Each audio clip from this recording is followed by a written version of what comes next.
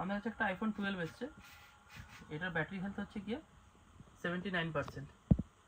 ঠিক আছে, এবারে ব্যাটারিটা চেঞ্জ করতে হবে, কাস্টমার ব্যাটারি চেঞ্জ করে দিয়ে গেছে। তো ব্যাটারি চেঞ্জে আমাদের কাছে 3টে অপশন থাকে। ফার্স্ট হচ্ছে গিয়ে সেল চেঞ্জ, দ্বিতীয় হচ্ছে গিয়ে ব্যাটারি চেঞ্জ ফক্সকনের, আর তৃতীয় হচ্ছে গিয়ে অরিজিনাল ব্যাটারি চেঞ্জ। এই 3টে অপশনে ব্যাটারি চেঞ্জ হয় 79% ব্যাটারি হেলথ। তো এবার 3টে অপশনই আপনাদের আমি ডিসকাস করবো আজকে যে কীভাবে হয়।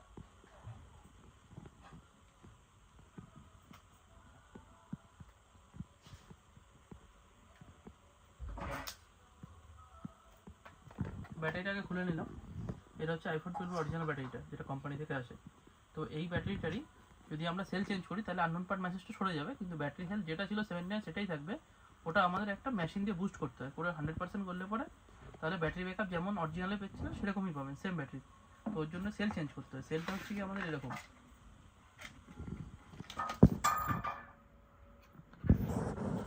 ঠিক আছে। এটা চেঞ্জ করার পরে আমাদের এই মেশিনের দ্বারা বুস্ট করতে হয়, করে 100% করতে হয়। কিন্তু 3U টুলে যদি চেক করো তাহলে 79%ই শো করবে। এটা হচ্ছে সেল, এটা চেঞ্জ করে। আর একটা অপশন আছে ব্যাটারি, এবার ব্যাটারিটা চেঞ্জ করে দেখাবো। সেল হয়ে গেল এটা।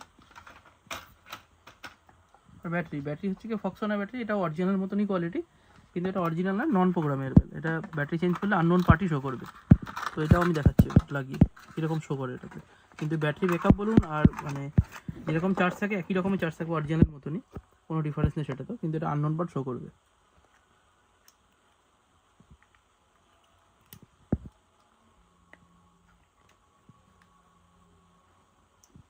আর এই অরিজিনাল ব্যাটারির মধ্যে একটা চিপ থাকে, যে চিপটা মাদারবোর্ডের সঙ্গে ডাইরেক্ট কানেক্টেড থাকে, যার জন্য ব্যাটারি হেলথ এটা চেঞ্জ করলে পরে আননোন পার্ট শো করবে। যে ব্যাটারি লাগানো কোনো আননোন পার্ট শো করবে।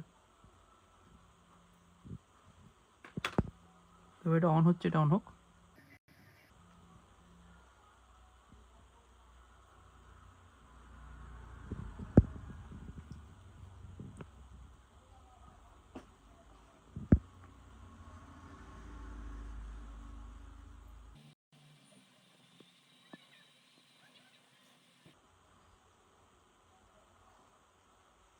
এই যে এখানে নতুন ব্যাটারি লাগানোর পরে নতুন ব্যাটারি ডিটেক্ট করে নিয়েছে, রিপেয়ার ইওর ব্যাটারি ফিনিশ।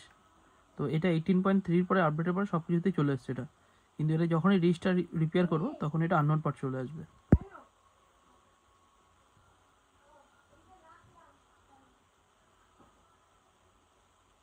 রিস্টার রিপেয়ারটা করলাম, কিন্তু এটা রিস্টার রিপেয়ার হবে না এটা, যেহেতু এটা অরিজিনাল ব্যাটারি নয়।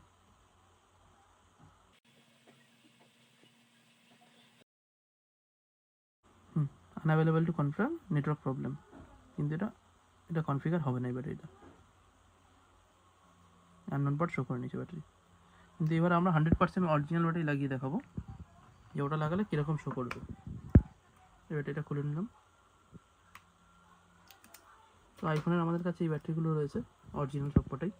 তো এর মধ্যে আমরা একটা ব্যাটারি লাগিয়ে নেবো এখানে।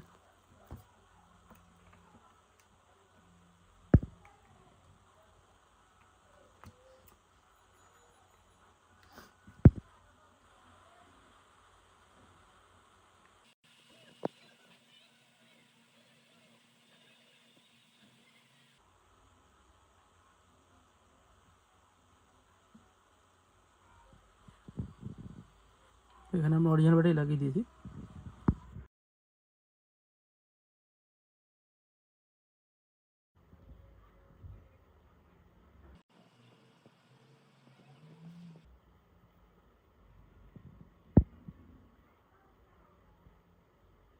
অরিজিনাল ব্যাটারি এবার প্রোগ্রামেবল ব্যাটারিটা, এটা আমি দেখাচ্ছি কীভাবে প্রোগ্রাম করতে হয়।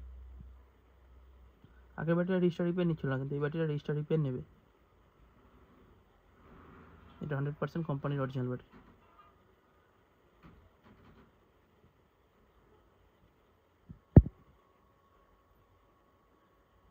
তো ব্যাটারি অরিজিনাল লাগানোর পর রেজিস্টার নিয়ে নিল।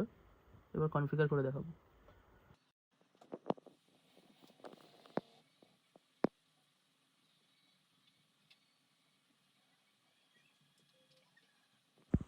আমার কাছে আরও একটা মোবাইল আছে যেটা সেল চেঞ্জ করেও দেখাবো পরের ভিডিওতে। আইফোন 13 আছে, ওটা সেল চেঞ্জ কীভাবে করতে হয় সেটাও দেখাবো।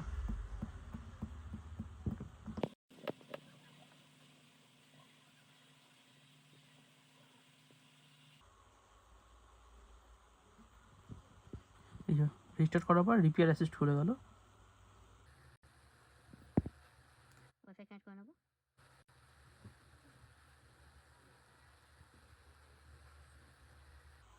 এই ব্যাটারিটা অ্যাপেল সার্ভারের সঙ্গে আবার কানেক্ট হচ্ছে, এটা জেনুইন পার্ট শো করার জন্য কনফিগার হচ্ছে এটা।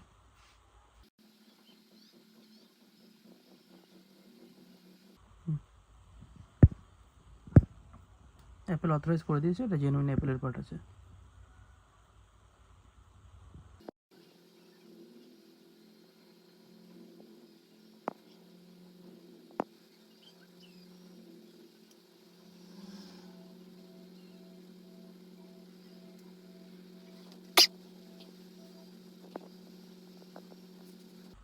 এই কনফিগার হতে একটু সময় লাগছে, এটা কনফিগারটা হয়ে যাক।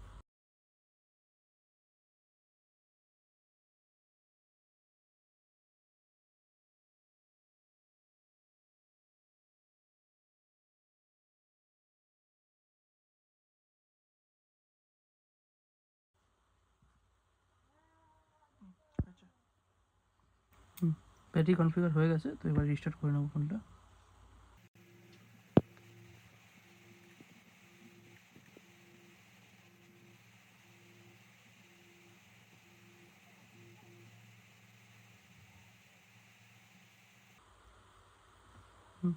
ফোন রিস্টার্ট হয়ে গেছে, এবার দেখাবো ব্যাটারিটা কী অবস্থায় আছে।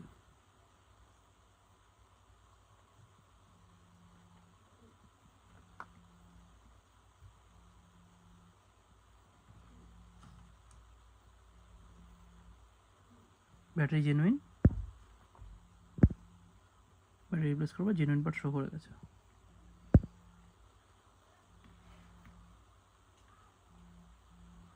Battery health 100%। তো এবার আমরা কম্পিউটার কানেক্ট করে দেখাবো যে আমাদের সফটওয়্যারে কী দেখাচ্ছে।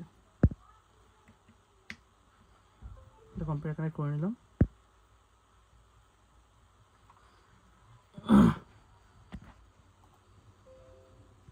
এখন এখানে 100% ব্যাটারি হেলথ শো করছে।